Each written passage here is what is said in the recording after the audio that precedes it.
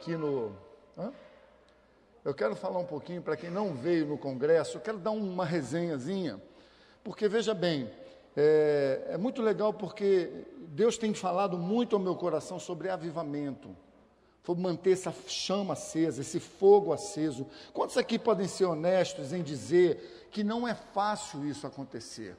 Quantos são honestos em dizer que já tiveram no fogo, uau, e alguma coisa aconteceu? Com razão ou sem, não importa, todas as duas estão erradas. Por quê?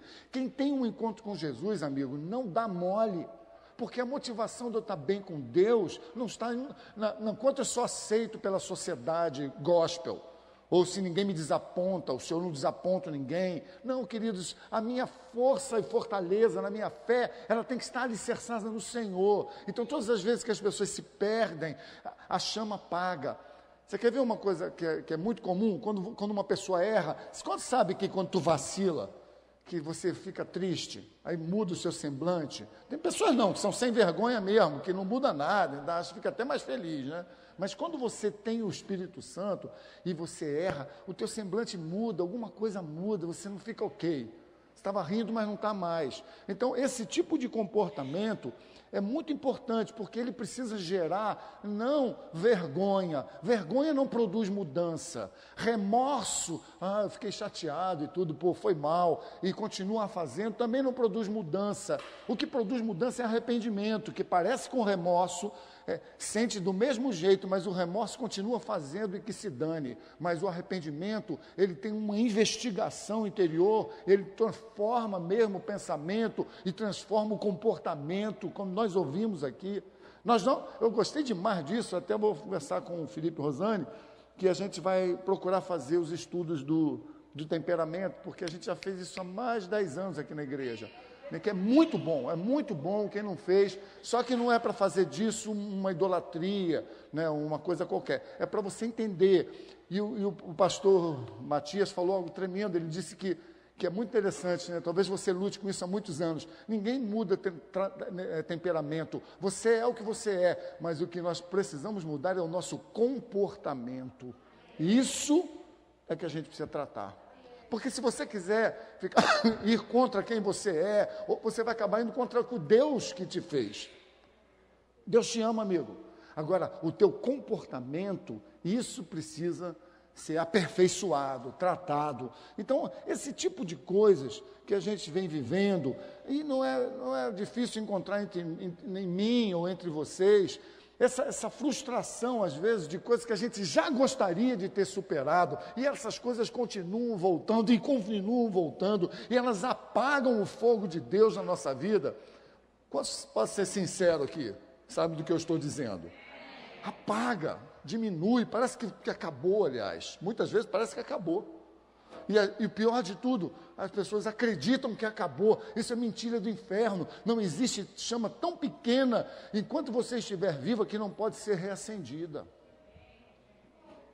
Alô?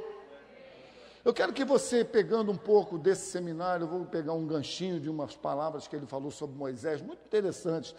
Eu quero que você imagine a história de Moisés, né? Se você não tem uma ideia do que seja, eu te aconselho um excelente filme, e não é o Êxodo. Eu te aconselho você pegar o filme do Charlton Heston, antigos, sobre os 10 mandamentos, são 4 horas, foi o primeiro filme a cores, né? Foi uma revolução, não sei se foi o primeiro, mas foi um dos primeiros, foi uma grande revolução, e ali o filme é muito bíblico, Tem umas bobaginhas assim, de romance, que eles precisam criar a história, né? E eu não sei se é tudo aquilo ali, mas é um filme muito autêntico, e você consegue visualizar. Eu gosto de pegar alguns filmes que visualizam para a gente a palavra. E veja, eu quando olho a história de Moisés, você vai ver ela em Êxodo, na verdade foi Moisés que escreveu o Pentateuco, são os livros que Deus deu para escrever a história do povo, foi Moisés quem recebeu essa direção, e direto do próprio Deus. Então, eu quero que você imagine um homem como esse. Primeiro, a história dele começa quando ele é jogado no rio, porque como hebreu, ele teria que ser morto, tá certo? E ele é jogado no rio numa cestinha, e aquela cestinha vai parar na casa da filha de Faraó, né, da irmã de Faraó, e ela recolhe ele, e ele é criado como se fosse filho dela, e acaba sendo criado dentro da cultura egípcia, e ele se torna um egípcio, embora, no fundo, ele fosse um hebreu. Aquele homem, saído do palácio de Faraó, um dia ele descobre que ele não era egípcio, ele descobre que ele era hebreu. E aí ele toma uma decisão muito complicada, que era sair do palácio. Provavelmente, né, ele seria o próximo faraó, amado do faraó, então ele seria o próximo faraó. E ele sai daquela posição, por quê? Porque ele foi incomodado, confrontado com as suas raízes, ele descobriu que ele era hebreu. E aí ele volta para o povo de Israel e começa a conviver com o povo de Israel. Diz Faraó, ele passa a ser um escravo no meio de um povo que estava há 400 anos cativo. Quantos anos mesmo? 400 anos cativo, não são 4 dias não, queridos, 400 anos. Então, a história é muito longa, eu não vou poder falar sobre tudo, mas muita coisa acontece e ele tem um probleminha lá e ele tem que fugir. Veja, queridos, tudo aquilo que a gente pensa que foi horroroso foi importante, porque ele acaba saindo do Egito, mas ao invés de ser morto pelo aquilo que ele fez, que ele deveria ter sido morto, porque ele havia matado, né, um egípcio, porque o egípcio estava batendo num hebreu, então ele não é morto, mas ele é deportado. A coisa era tão grave, porque ele era tão amado, que o nome dele tinha que ser apagado de todos os pórticos e lugares e registros egípcios, para que nunca mais o nome de Moisés fosse sequer pronunciado. Era muita coisa. Então veja, mas foi Deus que concedeu uma saída para ele, não muito honrosa, mas saiu. Às vezes você está vivendo uma situação que aos seus olhos não é muito honrosa, não é muito boa, uma perda, uma dor, uma tristeza, mas se você se correr para Deus, você vai ver que é a mão de Deus que está te dando esse escape. É a mão de Deus, querido. Veja, ele sai, mas ele sai para um propósito. E o propósito com que Moisés sai do Egito para o deserto é porque Deus queria que ele conhecesse Moisés. Depois a gente conhecendo a história, você vai ver que o propósito não era só que ele conhecesse a Deus, mas é que através dele, Israel inteira viesse a conhecer quem Deus de fato era. Pela promessa que havia sido feita a Abraão. Amém, amados? Até aqui está comigo? Então, é dentro desse contexto, aí começa a história reveladora. Nós tivemos o congresso, a revelação do fogo, né? Agora eu vou te mostrar a revelação do fogo mesmo. Abre a sua Bíblia lá, em Êxodo 3, rapidinho. Alô? Êxodo 3. Vai acostumando. Exodus 3, please. Number 1 through 15. Uau, estou melhorando, cara. Eu ainda vou pregar em inglês aqui um dia, vocês vão ver. Meu inglês é muito nós vai, nós foi, aí não dá para mim não. Não gosto de fazer nada mal feito. Mas não tem problema não, tu já viu os estrangeiros aqui? Onde é Cumpucubuna? Ah, Copacabana, claro, é logo ali. Ipanipa? Não, Ipanema, amor. Vem cá que eu vou mostrar para o senhor. Pega aquele ônibus lindo, 154, cuidado para não ser roubado e tal, toda aquela história. Mas nos Estados Unidos, se você falar sem pronúncia, work,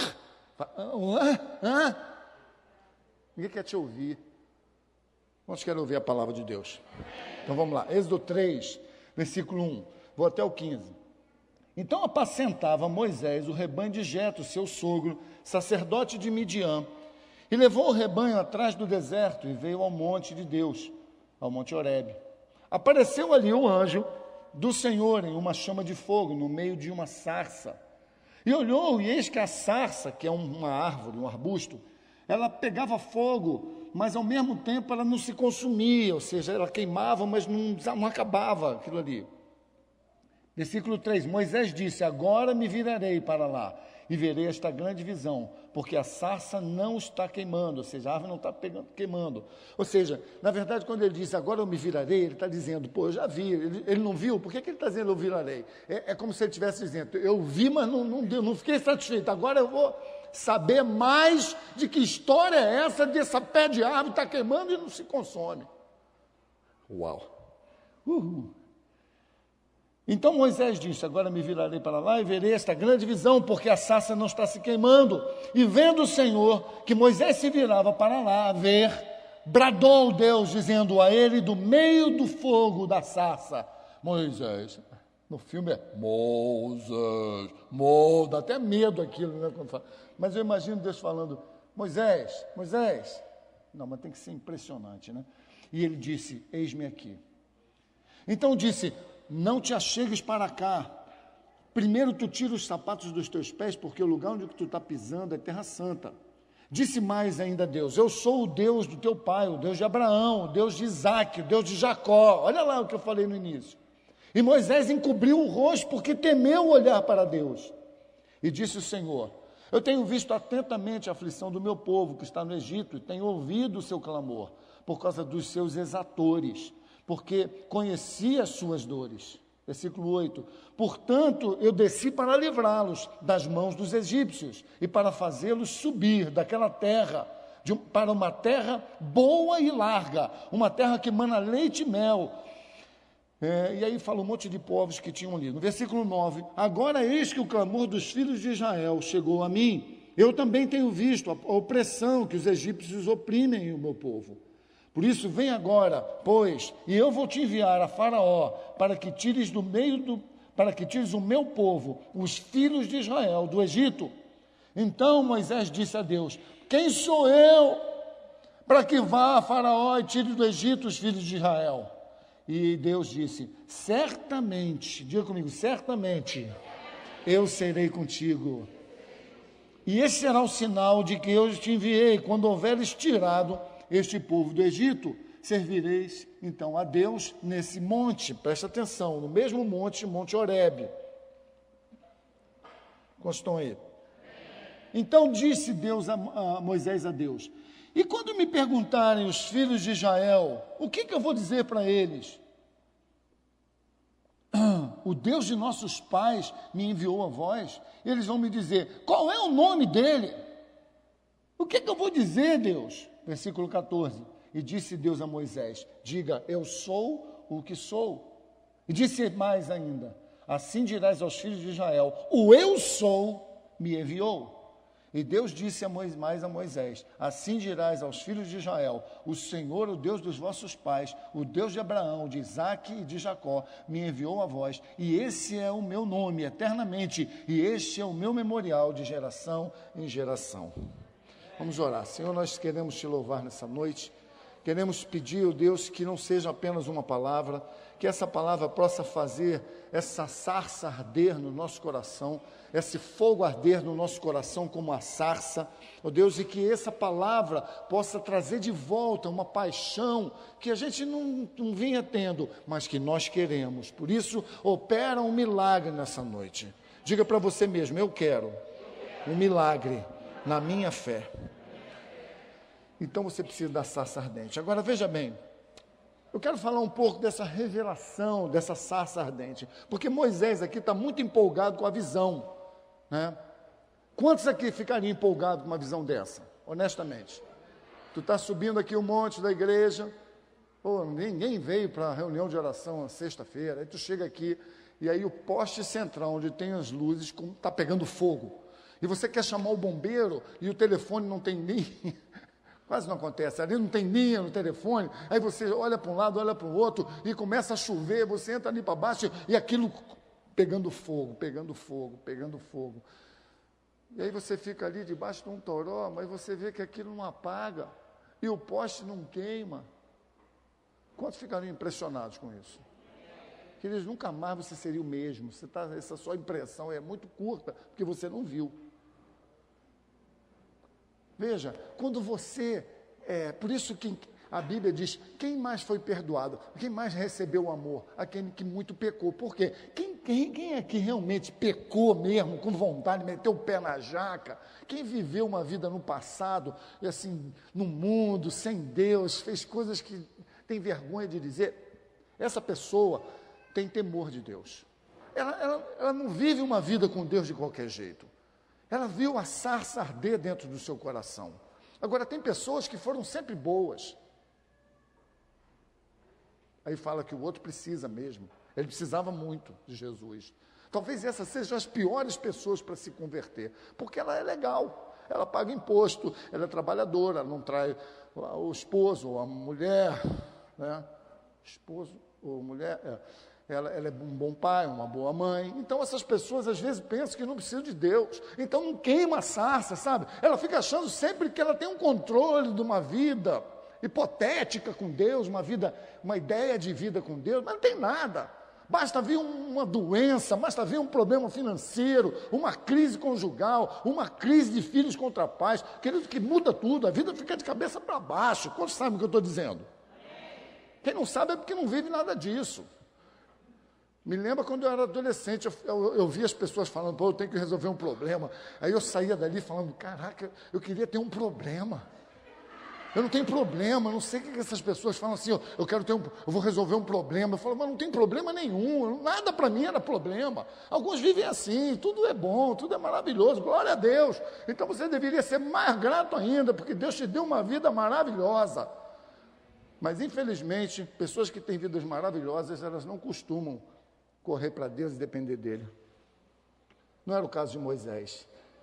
Estava empolgado, ele queria que a visão que Deus deu para ele pudesse ser forte, ele queria cumprir o que Deus falou, vai libertar o meu povo. E Deus começou a fazer um monte de milagre. Quando ele chega lá, Faraó dá as pragas, eu não vou nem entrar nessa área, 10 pragas, e as pragas começam a consumir a ideia de conforto, de ordem no Egito. E, enfim, no final de tudo, Moisés sai do Egito com o ouro e com a prata de 400 anos. Quantos anos? 400 anos sem pagar imposto, sem pagar INPS para Israel, sem pagar salário, nem pagar ajuda de custo, nem passagem, nada. Em 400 anos de escravidão, um dia só, quando Israel sai com todo o ouro e toda a prata do Egito. É uma coisa impressionante. Foi Deus quem disse que ia ser assim. Queridos, às vezes a gente quer que as coisas aconteçam na nossa vida e a gente vive com migalhas. E eu não estou falando aqui que Deus quer que você seja afortunado, eu estou dizendo aqui que nós devemos ser gratos a Deus nos dias difíceis e nos dias maravilhosos. É uma questão de entendimento de que Deus tem o controle da nossa vida. Não é tão simples assim no dia a dia. Enfim, eles saem do Egito e começam a caminhar para a promessa de Deus em Canaã.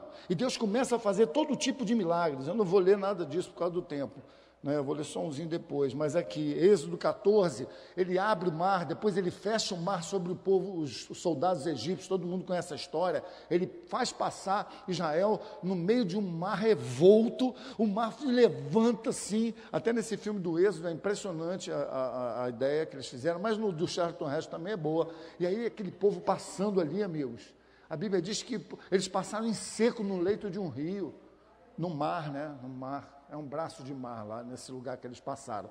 Então, depois que eles passam, quando estão quase lá, veja se Deus não é um Deus estratégico. Tu vê se fosse uma obra de acaso, aí eles passam, lá vem ele, mas a gente conseguiu passar, mas o mar ficou aberto, aí eles passam atrás e matavam todo mundo lá de lá.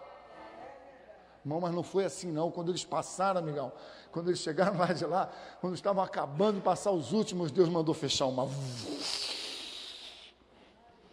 Então, essas coisas eles foram vendo, depois eles saindo dali, começam a glorificar a Deus, só o Senhor é Deus, só o Senhor é Deus. É muito bom a gente ver um grande milagre, né, e dizer só o Senhor é Deus. Mas Jesus falou, bem-aventurados aqueles que não viram, bem-aventurados são aqueles que nas coisas simples dizem só o Senhor é Deus. A minha vida está boa, só o Senhor é Deus. Minha vida está difícil, só o Senhor é Deus. Estou passando um maior sufoco, eu fico triste, eu choro, bato a cabeça, mas depois eu falo, Deus, só o Senhor é Deus. Então são coisas que a gente precisa conviver. Aí eles avançam, encontram Mara, a palavra de Deus fala, as águas de Mara. Mara significa amarga. Quando eles chegam lá, todo mundo com sede, está todo mundo no deserto, a fome, eles até aguentam, mas a sede não dá para passar mais de 3 dias sem beber água. Aí eles encontram água, quando eles vão beber as águas amargas de Mara. E aí começa uma confusão, e eles chamam aquele lugar de Massá Meribá, o lugar de contenda, de indignação, onde o povo começou a contender contra ele, para isso que a gente saiu de lá. E aí Deus fala para Moisés, vai lá e joga sal dentro d'água. A água está amarga. Vai lá e joga sal na água. Pode beber.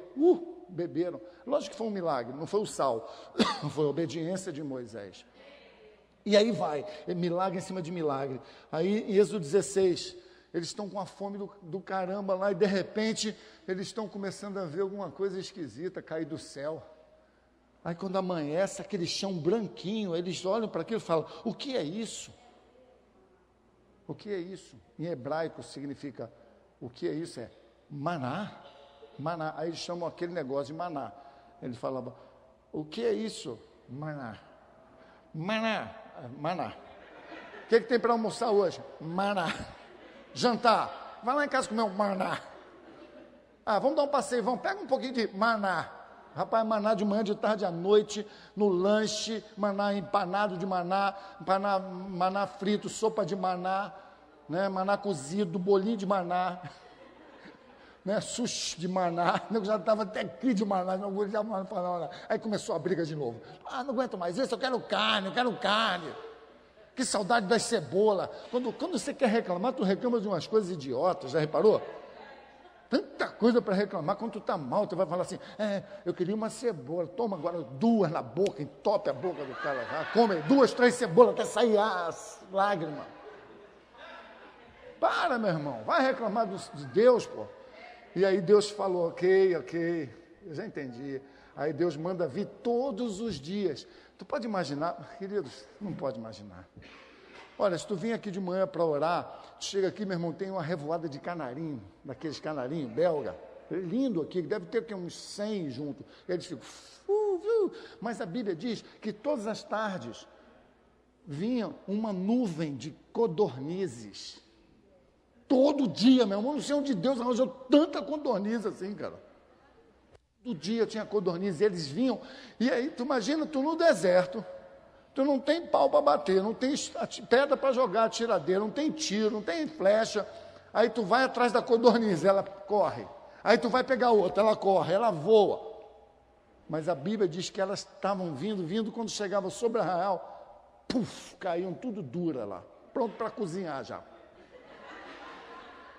Queridos, e ali começava a vir milagre atrás de milagre. Quantos estão ouvindo? Bom, chegam em Horebe. Em Horebe, mais uma vez a reclamação. Que sede. Não estou aguentando mais essa água.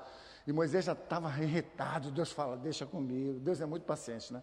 Aí vai lá e bate na rocha e tira a água. E no momento de Horebe, ele na rocha, aí começa a sair água da rocha. Imagina chegar aqui, e começa a sair água aqui. Vou combinar com o Xander, eu vou bater aqui, ele liga a tomada na hora, vai...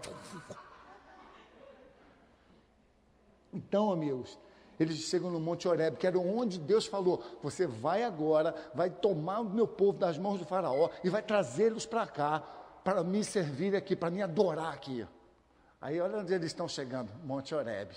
Aí quando chega lá, milagre da água novamente, Deus, olha, dando para eles sombra, diga comigo, sombra, fogo é importante no deserto, amigo, para poder afugentar os bichos, água e maná. Não está aguentando mais. Codornizes também. Codorniz a passarinho, codorniz fritinho, codorniz amassadinho. Então, também já começou a ficar enjoado. Mas eles comeram só por um tempo, 40 anos. Agora, sabe por que foi 40 anos? Por causa da desobediência deles. Porque, na verdade, o prazo para sair do Egito para Canaã levaria estourando um ano. Vamos botar 4 meses, mas botar um ano com folga. Um ano comendo maná e codorniz já era o suficiente, mas eles ficaram 40 anos. Sabe por quê? O tamanho da língua que eles tinham, desse tamanho aqui.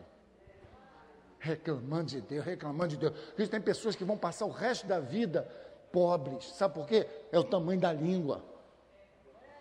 Não dá glória a Deus para nada. Tudo dá glória para o diabo. Eu não estou aguentando mais, está difícil demais, a minha vida não muda, as coisas na cidade não mudam, o prefeito não muda. Aí fica ali rodando em círculo no deserto. E tem pessoas que têm muito, e quanto mais tem, mais miserável é.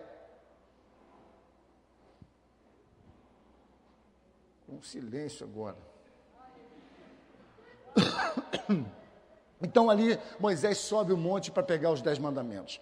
Quando chega lá, Uma coisa simples, né? De repente um fogo vem e pá! Uma língua escreve na rocha. Uma coisa que você vê em qualquer...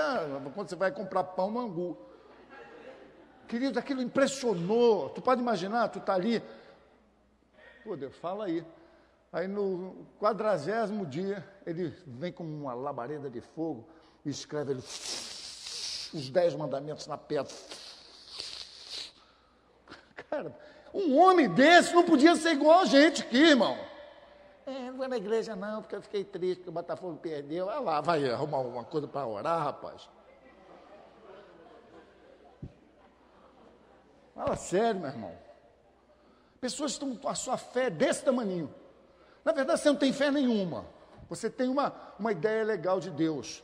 Porque quem tem fé no Senhor, vai batalhando, irmão. Vai sofrendo, vai chorando, vai lutando. Agora, você, essa fé que um dia quero, outro dia não quero. Aí, tem que ir atrás da pessoa porque ela não está bem. Ela precisa de ajuda, ela precisa tomar uma vergonha na cara com Deus. Que Deus não está implorando para você aceitar, não. Ele está te dando a maior chance de todas. Aí ele escreve lá os 10 mandamentos. Aí ele desce, chega lá... O povo já tinha se corrompido. Pô, não, o cara ficou 40 dias lá, a gente achou que ele tinha morrido, aí fizemos um bezerro de ouro. Aí, sabe, irmãos, essas coisas vão fazendo o nosso foguinho apagar. E a sarça ardente de Moisés, que ele havia visto, ela era muito forte para aguentar esse tipo de coisa. Eu estou trazendo as tábuas que eu vi Deus esculpindo, e vocês estão construindo um bezerro de ouro. Vocês aceitam Jesus, depois brigam com uma pessoa e vão embora da igreja. Ou você perdeu o emprego, aí vai encher a cara de cachaça, porque meu Deus não está me vendo. Para! Olha as tábuas da lei na minha mão. Eu imagino Moisés chateado com isso. Sabe, essa coisa, sabe? E aí Deus manda o juízo. Separa aí, quem quer o bezerro, se agarra nele aí. Vai abrir a terra e engoliu uma galera mesmo. Então, irmãos... Veja, tudo isso estava acontecendo ali, mas me surpreende como é que a fé das pessoas, ela é, essa coisa por isso que essa coisa de televisão, de ficar vendo milagre, muitas vezes rouba a sua fé, que tem que ser construída com uma atitude diária. Essa coisa de milagre, as pessoas vão lá, pegam o milagre, vão-se embora, daqui a 6 meses está tudo fazendo as mesmas coisas. Por quê? Porque... tinham várias pessoas que viram Jesus, mas nem todos se converteram. Na hora da crucificação, um monte daqueles que tiveram os seus milagres, ouviram os milagres, que você não viu, nem eu. Eles ainda crucificaram, fizeram palhaçada com Jesus, cuspiram em Jesus. Então, não é o milagre que vai salvar você, é a sua fé. E a fé, ela não precisa ser uma fé gigante, ela precisa começar como um grão de mostarda. Deus precisa de um princípio. Deus precisa de uma humildade em dizer, eu preciso ter fé. Mas como é que é? Você quer aprender a ter fé? Conforme eu vou falando, o seu coração vai começando a acender a sarcinha aqui dentro. Nós estamos entendendo? Vai começando a aquecer. Você fala, caramba, é mesmo, eu já tentei tudo, até no Ligue Já, eu já liguei até para o Ligue Já, mas não deu certo aquele negócio, né? O cara não me ligou de volta, pegou meu dinheiro. Aí você está aí dentro, pô, o pastor está falando isso aí, cara, será que isso pode dar certo para mim? Eu estou te dizendo, dá certo. Mas eu tentei uma vez, não deu certo, eu falei da igreja, olha para trás mais não, olha para frente agora, olha para a fé que está sendo construída nessa palavra aqui. E não sou eu não, porque eu também estou sendo abastecido dela. Ela também está soprando aqui, minha brasinha, quantos estão ouvindo? Brasinha não, brasão. Brasinha. Então, quando Moisés ia ter com Deus... Deixa eu abrir essa parte, é muito interessante. Êxodo 33, abra lá, versículo 8. Eu vou ler só algumas passagens, por causa que é muito texto. Mas você pode ler tudo em casa, Êxodo inteiro. Poxa, pastor.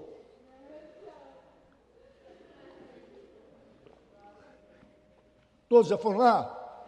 Êxodo 33, versículo 8.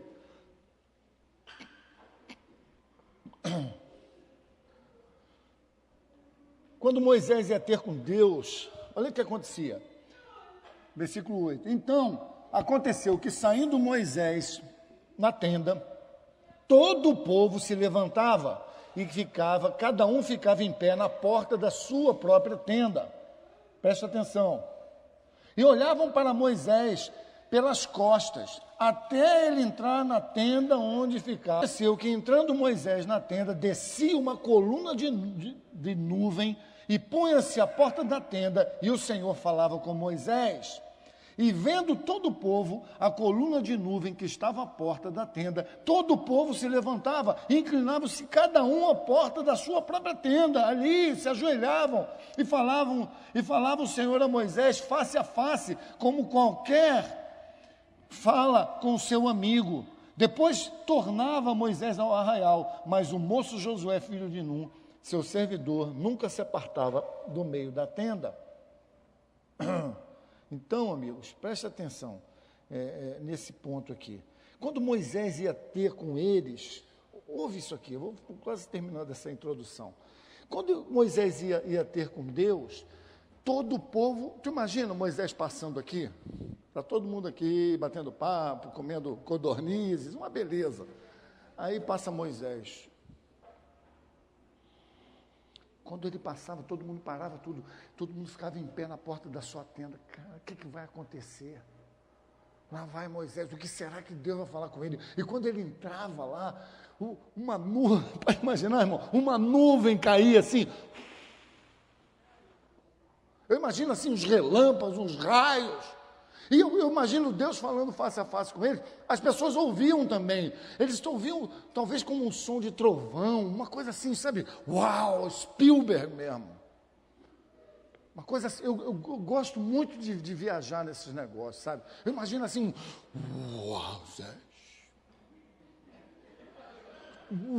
Vai adiante. Ninguém pode ir contigo. Caraca, meu irmão, não leva a mão, não. Se tu tá ouvindo um negócio desse, tu ia, ó. Aí a Bíblia fala que quando ele começava a falar, a galera, ó, por favor, Deus, eu vacilei. Aperta meu irmão, amor, eu errei contigo ontem. Aproveitava, soltava os podres todos. Ficava todo mundo piano. Vocês estão entendendo isso? Por quê? Porque quando o fogo de Deus vem, querido, e entra num coração, não pensa que agora você vai ser imediatamente um anjinho com auréola. Não, amado. Quando Jesus entra no seu coração, tem pranto, tem dor, tem choro, tem sofrimento. Por quê? Porque você descobre a condição em que você se encontra. E se você é muito bonzinho, você descobre a situação em que Deus gostaria de colocar você. Aleluia! Então, querido, Moisés ia lá, falando. Aí sabe o que eles diziam para Moisés? Porque Deus estava dizendo para eles, olha, vocês vão se purificar 3 dias. Quantos dias? 3 dias. Vocês vão se purificar, vão lavar as vestes de vocês, estão fedendo. Vão se limpar. Como é que... Esses detalhes você cria vontade. Onde eles lavavam a roupa, de sabão, aí eu não vou deixar contigo. Então, querido, ele fala assim, vocês se purificar. Pensa na ideia da purificação, de um exame de consciência, onde eu vou me encontrar com Deus, eu preciso, no mínimo, avaliar honestamente como eu tenho me comportado no meu dia a dia. Quantos estão entendendo? Aí eles iam para isso. Deus falou para eles, agora você vem com Arão. Depois ele fala, o povo não se chega nem perto do Monte Horebe, não chega perto. Se chegar perto vai morrer, vai morrer.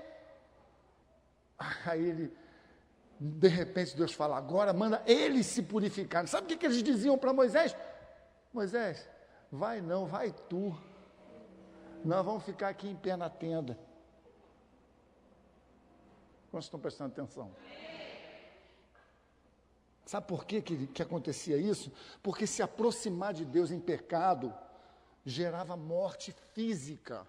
Ele disse, nem os animais, quando eu estiver falando contigo no monte, podem encostar no monte, se encostar vai morrer. Isso era morte física. Quem chegasse perto de Deus por causa do pecado, não é porque Deus era ruim, é porque a glória de Deus, a pureza de Deus, ele não tem como controlar isso. A pureza dele, ela vem de encontro à tua maldade. Então, quando você está em pecado, imediatamente você morria. Naquela época, fisicamente. Hoje, espiritualmente.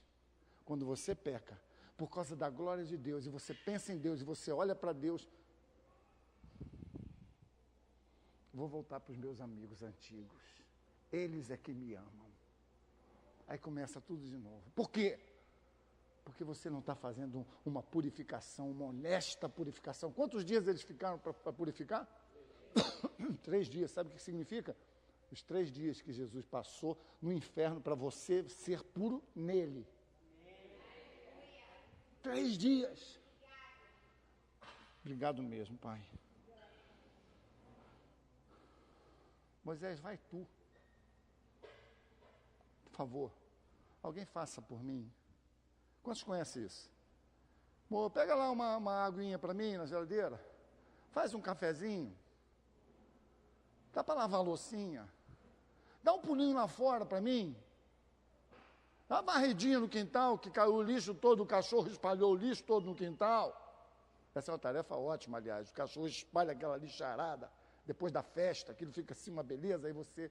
Amor, dá para você fazer isso que eu vou indo arrumando a cama? Irmãos, veja bem, eu estou falando coisas bobas para você pensar nas coisas honestas dentro de você.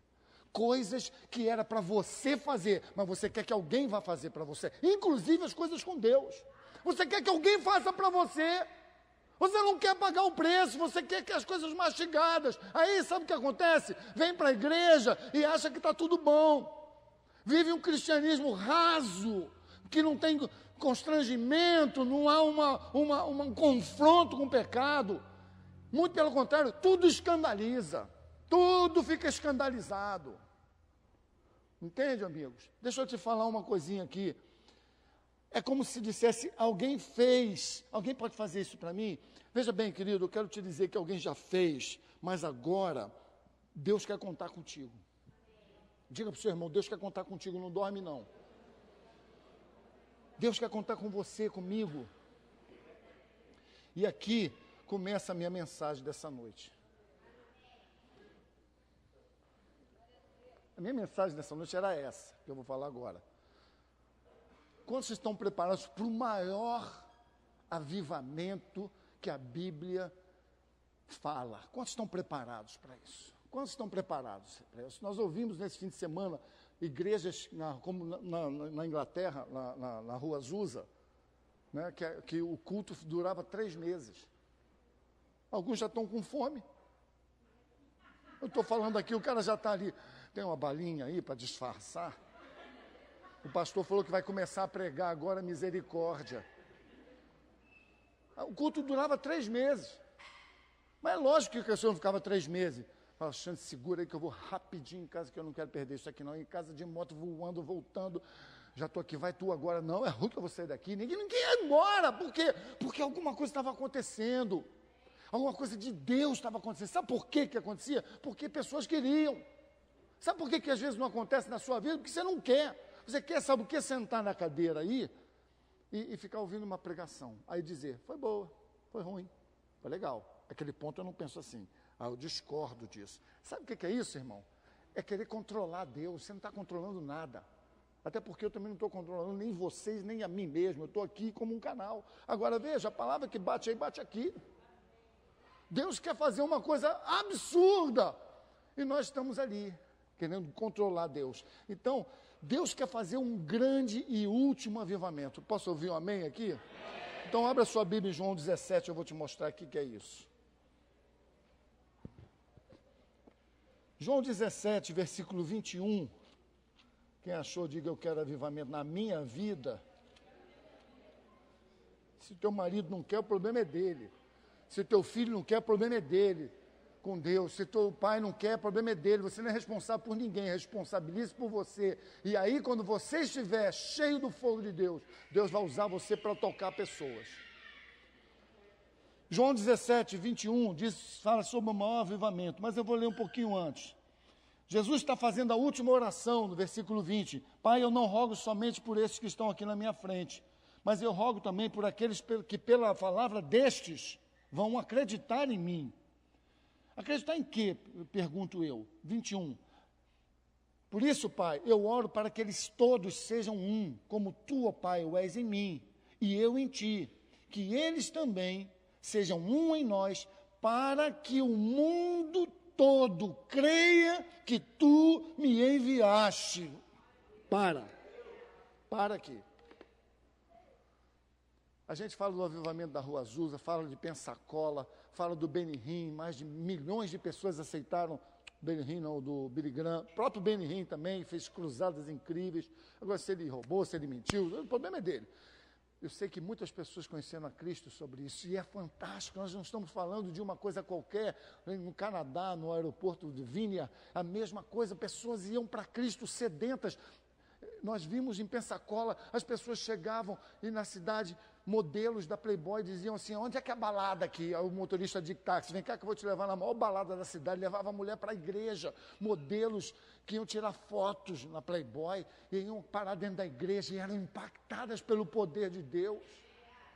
Jovens e mais jovens com suas mini saias, com seus piercings, todos na porta da igreja, apaixonados por Jesus.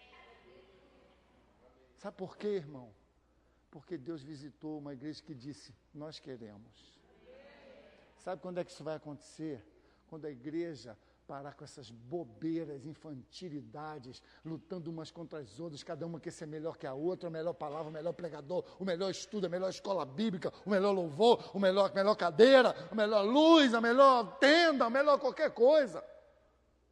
Nada disso que a gente chama de melhor é melhor do que Jesus. Quando Jesus fica abaixo disso, se você falar para alguma dessas pessoas, elas vão dizer, não, que isso, pastor? Não, Jesus, igual o demônio fala assim também.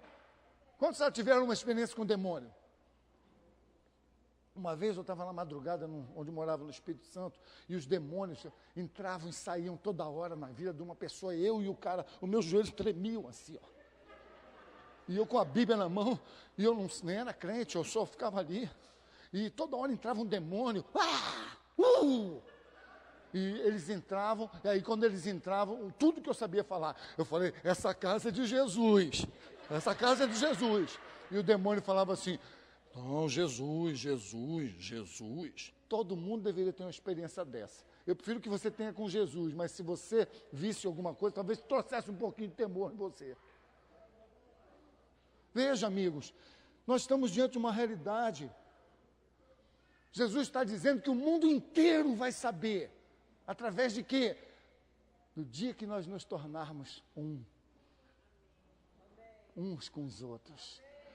E isso não significa que não teremos problema, mas os nossos problemas não são maiores do que o Cristo fez na cruz e Ele evangelizou a paz, ainda mais um conflito. Se Ele evangelizou a paz, tu imagina um conflito que Ele fez. Não vem com essa, quando tu chegar na porta do céu, achando que é oba-oba, eu ia falar, você não perdoava as pessoas, olha aqui, ó. Você reteve o seu coração, por causa de você, essa família inteira se perdeu, e por causa dele uma geração, ele ia ser um pregador, seja o que for, eu não sou Deus. Mas eu quero te dizer, amigão, o que está dizendo aqui é que existem grandes avivamentos acontecendo. Existe um avivamento acontecendo dentro de mim. Eu vejo um avivamento acontecendo nesse momento, nessa igreja. Preste atenção, irmão. Não significa que vão ter pessoas nas janelas. Talvez nem tanto. Mas eu quero te dizer, eu vejo que Deus está fazendo algo novo nessa igreja. Eu vejo. Agora a gente pode olhar para isso e falar, estou enjoado de codornizes, mas vamos comer mais um pouquinho. E ficar 40 anos no deserto. Ao invés de sair desse deserto, de entrar no plano perfeito de Deus para as nossas vidas. Eu não sei de você, amigo, eu sei de mim. O que eu passo, o que eu choro, o que eu quero.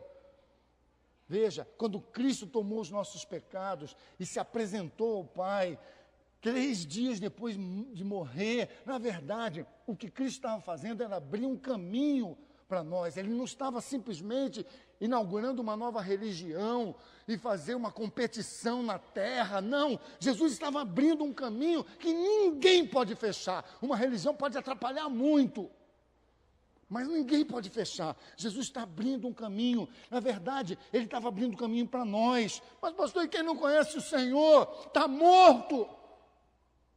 Quem não conhece Jesus está morto espiritualmente.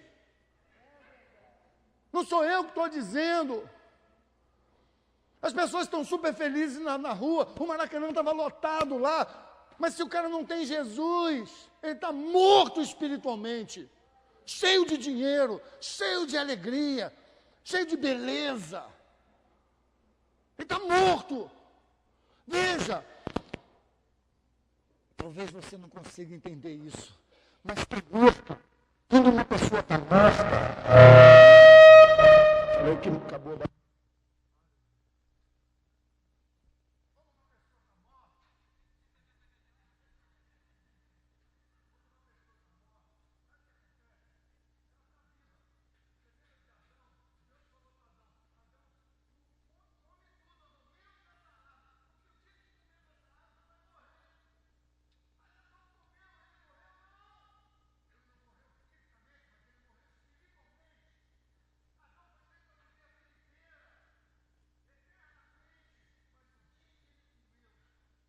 fruto.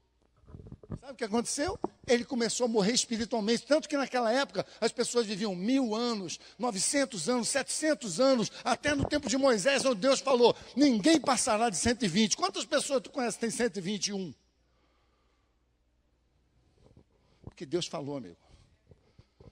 Leva Deus a sério. Veja, assim nós precisamos entender. Quem não conhece o Senhor está espiritualmente morto. E quando você está morto, você não consegue ver Deus. Quantas pessoas você já tentou falar o evangelho para ela, e ela até começa te ouvindo, mas quando entra 2, 3, começa a escarnecer, daqui a pouco está zombando de você. Está falando mal da igreja. E quando a pessoa não tem base, ela quer falar do Bispo Macedo, do Valdomiro. Ontem eu estava ouvindo isso, a pessoa fica falando de pessoas que não são exemplo. Eles não me representam, eles não representam a Cristo. E está na hora da igreja se levantar contra isso. Não contra as pessoas que vão lá, mas se levantar contra essas pessoas que estão vacinando o mundo contra Cristo. Me desculpe eu falar isso, eu não sou de fazer isso, mas saiu. Então, as pessoas estão mortas porque elas não conseguem ver Deus. Sabe por quê? Eu vou te dizer algumas coisas. Primeiro, total falta de conhecimento de Deus. Ontem eu estava conversando com uma pessoa muito inteligente. Não é pouca, não. Mas a nível de Deus é ignorante total. Os argumentos dela não se sustentam diante do Senhor. Então, sabe o que vai acontecer com essa pessoa? Se ninguém tiver paciência de sentar com ela e mostrar o plano da salvação para ela, ela vai para o inferno. Vai falar isso para uma pessoa do mundo, ele vai querer até te bater. Sabe por quê, queridos? Porque ele não consegue ver Deus. Ele quer ter um Deus que caiba no entendimento dele, só que Deus é tudo. Deus é capaz de me dar essa palavra hoje e à noite me dar uma exortada por uma coisa que eu devia ter falado ou que eu falei demais. Por quê? Porque Deus não é o que eu falo, Deus é o que Ele é. É muito maior do que eu posso explicar numa noite com 40, 50 minutos. Então, as pessoas estão mortas por falta de conhecimento, por não conhecer o Deus de verdade. Por onde é que você conhece Deus de verdade? Pela palavra. Que mais? Todos aqui agora estão absolvidos? Não, é a palavra e a experiência pessoal. Você tem que praticar, amigo. Olhe para mim. Você não pode viver uma vida cristã que dependa de mim, que dependa da denominação, que dependa do irmão ligar para orar com você. Todas essas coisas podem até acontecer na sua vida, mas não para sempre. Você não cria um filho e fica lá com 20 anos dizendo, eu quero mamar, eu quero mamar. Você quer que ele cresça. Você quer que ele vá na geladeira, que ele frite um ovo, que ele vá ao seu quarto. A vida com Deus, ela tem crescimento, amigo. Então as pessoas estão mortas porque elas não conhecem Deus, elas não conhecem a palavra, elas leem alguma coisa da Bíblia e se baseiam nas piores pessoas ao nosso redor para dizer que Deus não existe. Elas não conhecem Deus, elas não têm experiência com Deus. Saber não é sabedoria. Conhecer não é ter sabedoria. Sabedoria é pegar o que eu conheço e transformar naquilo que é. Outra coisa importante também que faz as pessoas morrerem espiritualmente, é óbvio que uma pessoa que não tem palavra e experiência, não tem também arrependimento de pecados. Quando você fala a palavra pecado com uma pessoa que é muito inteligente, muito boa, muito bacana, ela vai te ridicularizar, porque ela vai logo cair no outro lado. Tá bom, vocês então evangélicos é que não pecam. Aí começa a citar um monte dessas safadezas que a gente vê por aí. Querido, pecado é o que me afasta do meu Deus, se eu sou bom mais ou menos ou ruim demais. Pecado é o que me afasta do pleno poder de Deus para mudar a minha história, até para me convencer do pecado. Então, as pessoas estão vivendo isso. Agora, se eu não conheço a palavra, se eu não tenho uma experiência pessoal, se eu não tenho um crente do meu lado que seja suficientemente paciente para cuidar de mim num tempo que seja, como que eu vou me arrepender? Eu nem sabia que precisava de salvação. Eu já vi isso um tanto. Você precisa de salvação, isso é uma péssima frase, você precisa de salvação. Eu nem sabia que eu precisava de salvação. Você tem que entrar com Jesus que te amou na cruz. Não entra rasgando o cara que ele não vai entender nada. Assim como você não entende como deve chegar na pessoa. Então, querido, é óbvio que não há arrependimento de pecados. E o que mais atrapalha hoje, realmente, para que as pessoas realmente venham a conhecer Deus, e esse é o grande avivamento que você e eu fazemos parte, o que mais atrapalha é o testemunho da igreja, pessoas. É o que mais atrapalha, amigos. O que mais atrapalha é o mau testemunho dos crentes. É muito ruim. Eu trabalho num lugar hoje com um jardim que de 12 pessoas, 6 são crentes. Mas você não consegue distingui-las. Às vezes o que não é até melhor. Então, hoje o grande problema é esse. Um crente cara amarrada, um crente que está com a vida acabada, um crente que não é honesto, que não honra os seus compromissos, que diz que vai, mas não vai. Um crente bagunçado, fedorento. Não dá. Jesus entrou na sua vida, meu irmão. E quando ele entra na sua vida, ele confronta você nas menores coisas. Deus quer te ajudar a fazer compras, meu irmão. Deus quer te arrumar, te ajudar no mercado. Ele quer te ajudar na economia do lar. Deus quer te ajudar a conhecer principados e potestades. Ele quer que você conheça o coração de um rei, mas o coração de um mendigo. Deus é Deus. Deus é um Deus de separação. Coisas grandes e coisas pequenas. Diante do Senhor, nada é grande o suficiente, ou pequeno o suficiente que não mereça o seu amor, e ele já mostrou isso.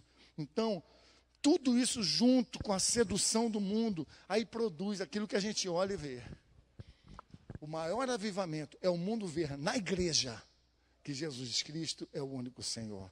Aí a gente junta todas essas coisas que eu falei, e aí as pessoas lá fora, eles não reconhecem a gente como representantes legais de Deus. Quando digo a gente, não sou eu ou você, mas a igreja que se nomeia. O pior são aqueles que dizem que são crentes e que passam por cima dos princípios de Deus. Deus quer fazer um grande avivamento, amigos, e Ele está aqui para nos aglomerar e depois nós nos soltar. A Bíblia diz que nós somos o sal da terra, aqui tem muito sal. Se ficarmos só aqui, nós vamos começar a dar trabalho uns para os outros, porque o sal, se ficar junto, sem uso, ele começa a melar, a amargar. E a Bíblia diz que não serve mais para nada. O que é que eu vou fazer com esse sal todo melado e amargo? Não dá para usar nem um pedacinho? Não, amargou tudo. Então joga aí no estacionamento. Para quê? Para ser pisado pelos homens. Deus quer usar a nossa vida, meus amigos. Deus quer fazer da gente luz para o mundo, não por causa de nós, mas por causa dele estar dentro de nós. Ele é que é a diferença. Tudo isso que o mundo vê e produz reverência, muitas coisas também são dadas de bandeja pela igreja. Então como é que faz para reverter esse quadro, pastor? Como é que muda essa história? Vou voltar lá, para Moisés. Êxodo 33. Quero contar essa história para terminar, quase. Êxodo 33, versículo 17. Vou até o 23. Moisés estava angustiado, arrebentado. Falou, Deus, não dá mais para mim. Se tu não for comigo, já é. Eu não vou mais. Para ir assim é melhor morrer no deserto. Era melhor só me matar. Então, olha a história. Êxodo 33, versículo 17. Diz aqui, então disse o Senhor Moisés, farei também isso que tens dito, porquanto achaste graça aos meus olhos, eu te conheço pelo nome. Então ele disse, rogo-te, Êxodo 33, 18, rogo-te que me mostres a tua glória. Moisés queria ver a glória. Presta atenção, glória e face é a mesma coisa, tá? Porém ele disse, eu farei passar toda a minha bondade por diante de ti, e apregoarei o nome do Senhor diante de ti, terei misericórdia de quem eu tiver misericórdia, me compadecerei de quem eu quiser me compadecer. E disse mais, Moisés, tu não poderás ver a minha face, porque homem algum, nenhum poderá ver a minha face e viver. Disse mais o Senhor, eis aqui um lugar junto a mim, ali te porás sobre a penha, e acontecerá que quando a minha glória passar, eu te porei numa fenda da penha, da rocha, e te cobrirei com a minha mão, até que eu haja passado, e havendo eu dito, tirado a minha mão, me verás pelas costas, mas a minha face tu não verás. Como é que a gente reverte um mundo que não quer ver Deus? Porque, vamos fazer mudança. Por que é que a gente não tem mostrado esse Deus na nossa vida? Por que é que as pessoas não acreditam em Deus, muitas vezes por olhar o nosso comportamento? Aonde que nós podemos mudar? Veja, nós estamos, Moisés aqui, olhando uma situação com Deus. Moisés estava cansado, mas ele estava desejoso de ver a face de Deus. Eu vou repetir, face e glória é a mesma coisa. Aí Deus diz, mas se tu vê a minha face, Moisés, tu vai morrer. Não é porque eu gosto de você ou não, mas não dá, tu vai olhar para mim, a minha santidade te fulmina. E Moisés falou, se tu não me mostrar, Deus, aí é que eu vou morrer mesmo, eu vou parar, eu não vou aguentar. Se tu não me mostrar a tua face, eu vou morrer, eu não vou mais avançar. Se tu não vier comigo, eu não vou nesse lugar. Na verdade, é como se ele estivesse dizendo, Deus, eu estou disposto a qualquer, até morrer se for preciso, mas aí não vai ter graça nenhuma, né? Porque se eu morrer, eu não vou fazer nada. Aí Deus fala para ele, ok, eu já entendi que tu quer mesmo. Então eu vou te mostrar as minhas costas. Eu vou te fazer um negócio contigo, Moisés. Olha só que coisa incrível, querido. Vê se isso não é uma coisa de alguém que quer uma experiência honesta. Se você estiver sabendo que você corre algum risco com o seu dinheirinho ou com a sua atitude, tu já não vai. Então, olha só esse homem. Deus acaba se mostrando para ele dentro de uma fenda da rocha. Ele fala, meu filho, quando eu passar, eu vou botar a mão no teu rosto, na fenda da rocha. Imagina aqui uma rocha, tá? Aqui uma pedra grande. Ele fala, tu vai entrar ali no meio, e quando eu passar, ele está aqui, ó. Quando eu passar, eu vou fazer isso, ó. Para você não olhar a minha face. Deus é muito bom, né? Você vai ver as minhas costas e eu vou passar diante de você. Quantos estão ouvindo até aqui? Então, veja bem, Deus se mostra para ele dentro de uma rocha, de uma fenda, dentro de um buraco. Presta atenção. E mostra pelas costas, por quê? Vem cá rapidinho, Jorjão. Quando você vê uma pessoa, passa aqui, você vai fazer o papel de Deus. Não, deixa eu fazer o papel de Deus. Né? Estou brincando, vai lá. Quando você passar, bota a mão aqui e vai andando. Não olha para mim, nem ri, não. Vai lá, não olha para mim não. Não, para. Eu tenho que fazer Deus mesmo, porque tu não foi aprovado. Aqui. Quando Deus passa, ele faz assim, ó. O que ele vai ver? As minhas costas. Mas quando você vê as costas de alguém, o que é que você vai ver? Você vai ver o caminho por onde ela vai. Aí ele está dizendo, Moisés, eu não posso te mostrar minha face. Se tu ver a minha face, tu vai morrer. Obrigado, Jorjão. Tu vai morrer. Eu vou fazer um negócio contigo, porque eu estou vendo o que tu quer. Eu vou te mostrar o caminho por onde eu ando.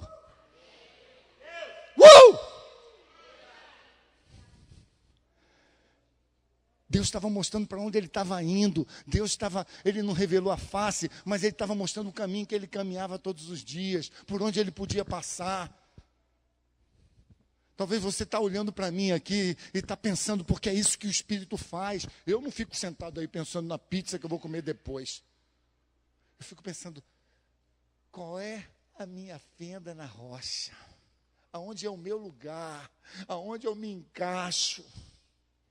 Quantos estão prestando atenção? Veja, querido, eu preciso enxergar o caminho que eu vou tomar. Quantos aqui já experimentaram ouvir a voz de Deus honestamente? Levanta bem alto o seu braço. Não ouviu nada, mas tem que ser logo assim. Já ouviu a voz de Deus? Tu já experimentou aquela sensação de Deus ter falado um negócio para você que você nunca fez? Quantos já experimentaram? Aí lá na frente alguém vai e fala aquilo que Deus falou com você e você não fez. Quantos já viram isso? Querido, preste atenção. Isso aí essa sensação de que perdi o prazo de validade, vocês estão entendendo? A sensação é essa, eu perdi o prazo de validade, não tem mais jeito. Será que eu teria uma outra chance para encontrar a minha fenda? Talvez um bom fechamento. Será que aquilo que Deus um dia falou comigo e foi verdadeiro, mas eu não obedeci, eu estou sempre desobedecendo, eu estou com um negócio que Deus está falando comigo, eu estou relutando. Aí eu olho para isso e penso, será que Deus vai me dar mais uma chance? Queridos, Moisés foi colocado numa fenda da rocha porque Deus escolheu ela. Veja, ele coloca ele numa situação, preste atenção. A fenda da rocha aqui pode ser uma situação em que você se encontra. Então, às vezes, a fenda é esse púlpito. Aí você está aqui relutando a se encaixar e querendo sair de perto. Mas a posição certa não é essa, é essa. Me encaixar na fenda da rocha. É aqui que Deus vai mostrar o caminho que eu devo caminhar. Porque quando eu estiver aqui, Ele vai passar na frente. Mas como? Como eu vou identificar isso? 2015 anos atrás, alguém meteu a mão nos teus olhos, sem você ter sequer nascido, meteu as mãos nos olhos da humanidade e passou na frente e mostrou qual é o caminho que você tem que caminhar. Qual é o caminho seguro para a sua vida? Não dá para um dia eu estou bem, no outro dia eu estou na cachaça, um dia eu estou legal, outro dia eu estou adulterando, um dia eu estou bem, outro dia eu estou xingando. Não dá. Um dia eu estou precisando, oh Deus me ajuda, no outro dia eu estou me achando soberbo e acho que não preciso desse Deus. Sem dizer, claro. Então, amigos, preste muita atenção. Moisés estava no lugar onde veria sua presença. A fenda é o lugar certo para o Senhor ver, passar em movimento na sua história. É como se Deus estivesse passando e dizendo, pega a tua chance, meu irmão, pega a tua chance, eu vou passar aqui agora. Deus está passando aqui agora, não porque eu estou vendo, mas porque a palavra está passando aqui agora. Ele é a palavra. Deus está passando aqui agora para você. Ou você pega, ou você vai ficar 40 anos rodando atrás da igreja. Reclamando, criticando, perdendo. Deus está passando para você pegar a chance. Enquanto você tem vida, tem chance, meu amigo. Você está vivo, você tem chance. É como encontrar no físico a fenda do meu tamanho. Como é que eu sei que é isso? A fenda do meu tamanho é como se você tirasse um negócio daqui, que é certinho e aquilo começasse a desmoronar. Então, para eu acertar, eu tenho que me encaixar. Eu tenho que me encaixar novamente. Eu tenho que achar esse lugar. Queridos, eu tenho uma história verdadeira que aconteceu comigo há 18 anos. 19, quando eu morava nos Estados Unidos. Um dia, eu estava vivendo uma fase tão boa, irmãos. Eu era novo convertido. Tinha 2 anos de presbiteriano, mas eu não era dizimista, eu não orava, eu não entendia. Mas quando eu cheguei lá, Deus puxou meu tapete, eu virei um dependente de Deus de tal forma que eu era apaixonado por Jesus, eu era embriagado por Jesus. Eu chegava em casa, a minha família estava toda dormindo, eu orava por todo mundo e ficava na sala. Eu pegava 6 horas da manhã, num trabalho físico brutal, num sol de 40 graus, na Flórida. Irmão, era muito cansativo. Quando eu andava na rua, meu sapato fazia chuac, chuac, chuac. O meu refrigério se chamava McDonald's, que eu ia uma vez por semana comer um Big Mac lá, aquele ar-condicionado eu molhado de suor. A minha vida era muito difícil. Era muito difícil. Mas todos os dias eu buscava o Senhor. Na fase mais crucial da minha vida, no momento mais difícil da minha história, Deus me deu uma chance.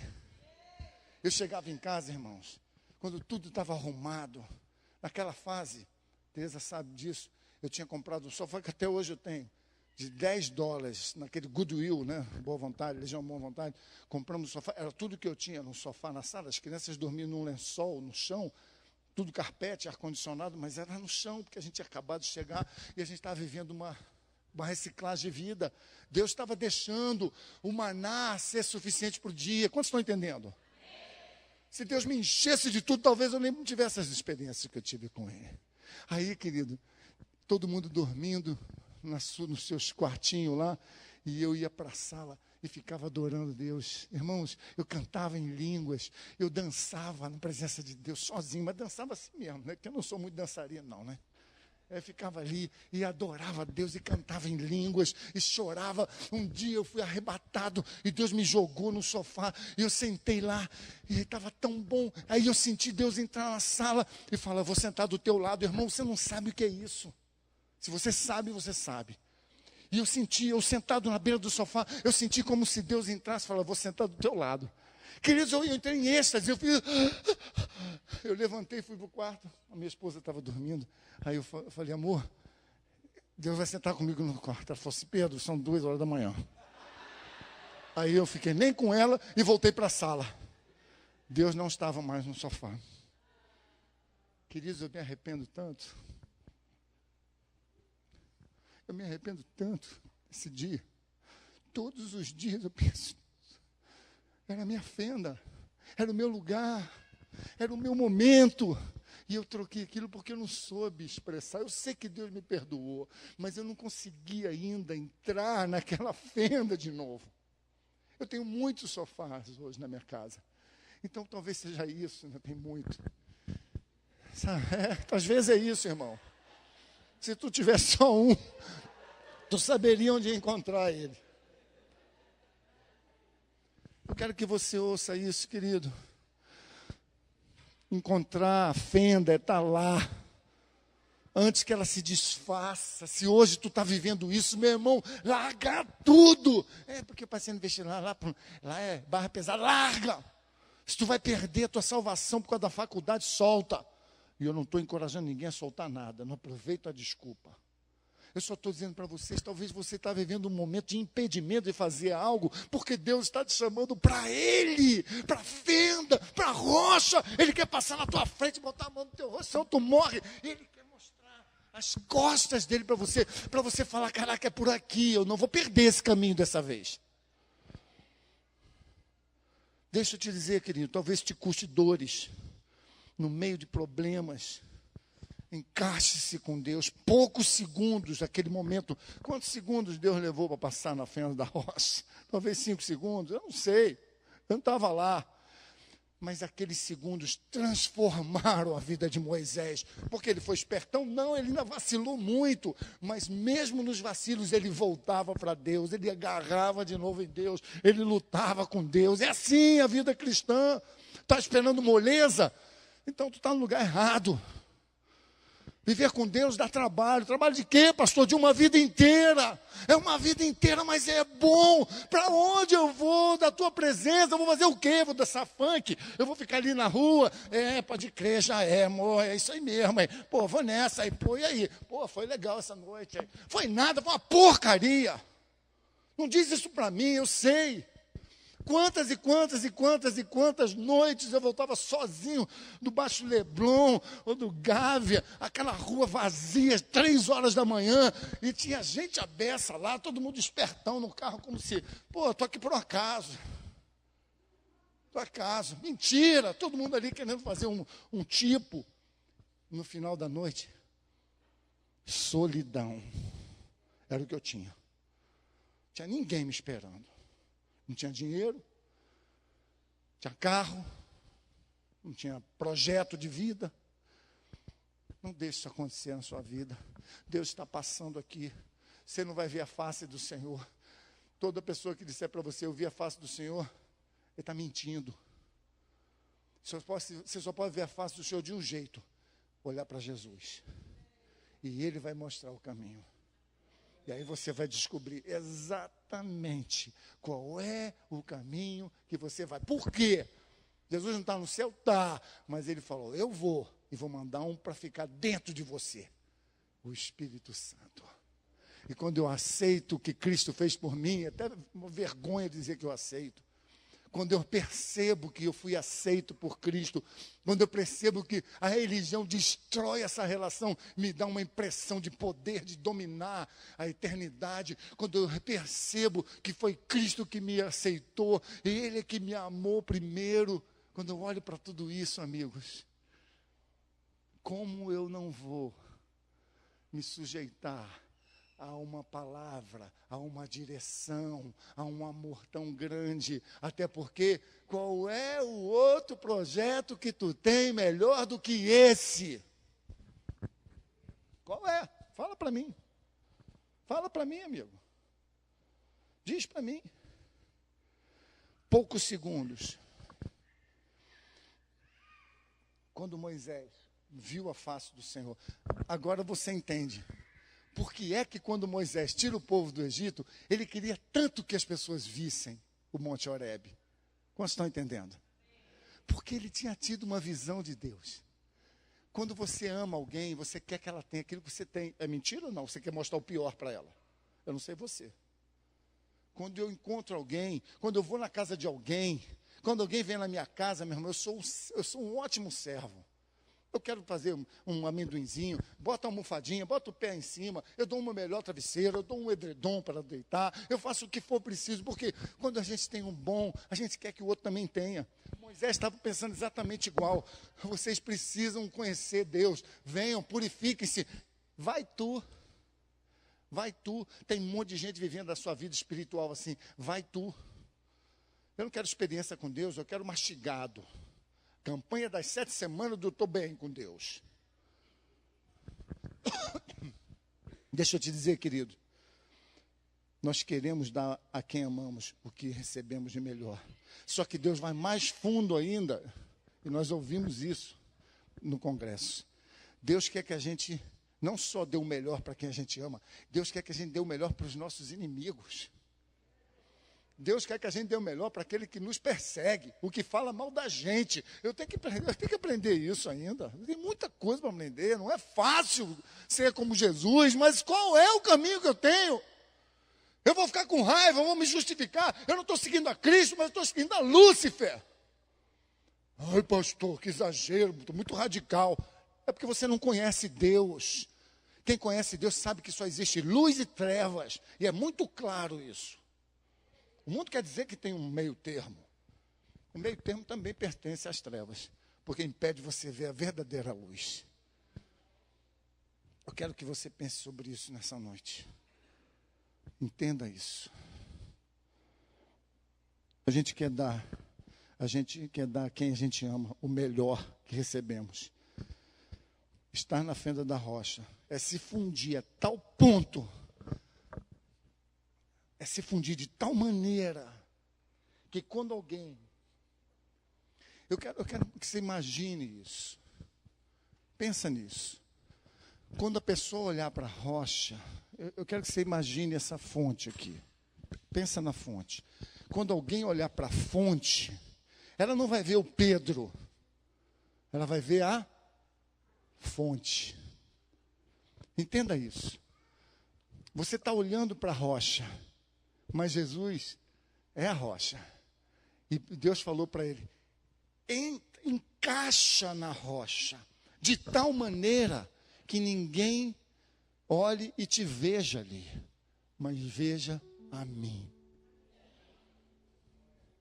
Nós estamos aqui hoje com uma cachoeira, mas o que é que você está vendo?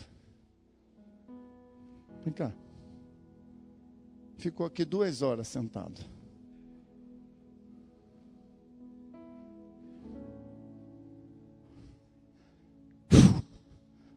É assim que Deus quer nos ver.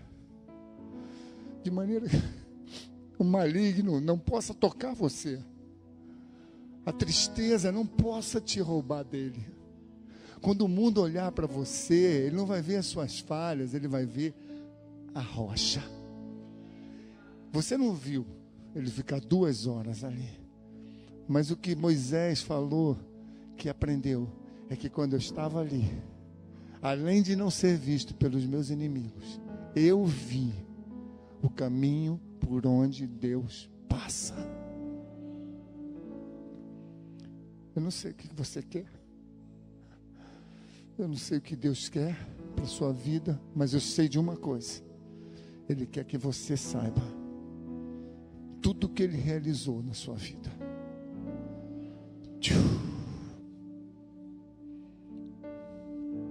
Obrigado, Deus. Obrigado, Pai. A missão que eu podia fazer, eu já fiz, Pai. Agora o Senhor convence cada coração aqui, Pai,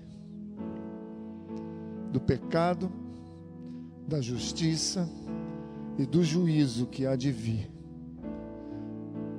Por isso, nessa noite, Deus, obrigado pela vida de Mateus. E que a vida dele seja assim, Pai. Que o maligno não o veja como nós não o víamos ali.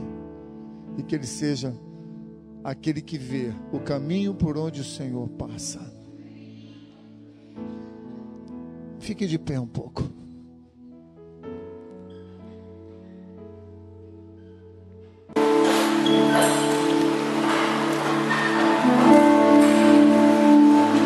Aleluia. Sim, Deus, nós te amamos. Sim, te amamos.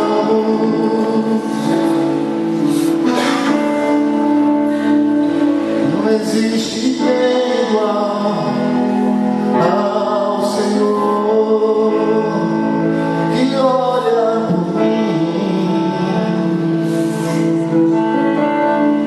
A quem podemos te comparar?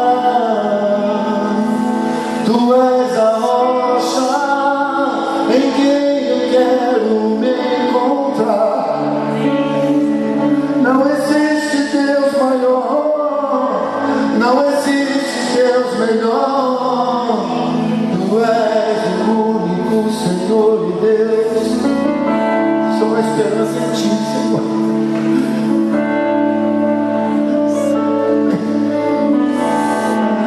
Vinde a mim todos que estão cansados e oprimidos, eu vos aliviarei, diz o Senhor. E eu vou tirar o teu fardo, eu vou tirar o teu pecado e vou te dar a minha vida. O meu coração é teu. Eu te amo, Senhor.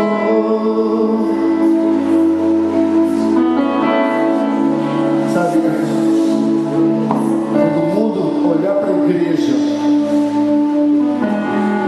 que é a rocha que Deus fala, e olhar e ver Cristo, vai trazer o maior avivamento. Aquele que está escrito em João 17. Quando nós formos um com Cristo, pessoalmente um com Cristo, vamos ter a capacidade dele de nos tornar um entre nós. E aí seremos uma só igreja. E daí amaremos o próximo como Cristo amou o mundo. E o mundo verá Cristo em nós. O mundo verá Cristo em nós. Estás assentado no trono entre os querubins.